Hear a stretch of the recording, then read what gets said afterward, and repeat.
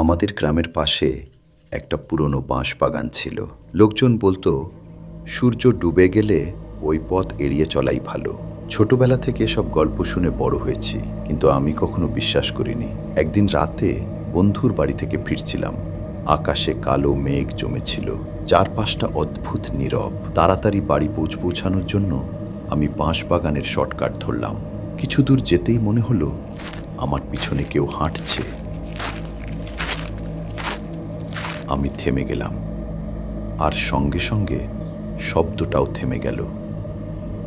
আবার হাঁটতে শুরু করলাম, আর তখনই আবার সেই শব্দ। এইবার বুকের ভিতরটা কেঁপে উঠল। মনে হচ্ছিল কেউ একজন আমার একদম পিছনেই আছে। হঠাৎ সামনে একটা বুড়ো লোককে দাঁড়িয়ে থাকতে দেখলাম। অন্ধকারেও তার মুখটা স্পষ্ট দেখা যাচ্ছিল। তিনি আমার দিকে তাকিয়ে খুব আস্তে করে বললেন, পিছনে তাকাস না। আমি আর এক মুহূর্ত দাঁড়াইনি। দৌড়ে বাঁশবাগান পেরিয়ে বাড়ি পৌঁছে গেলাম।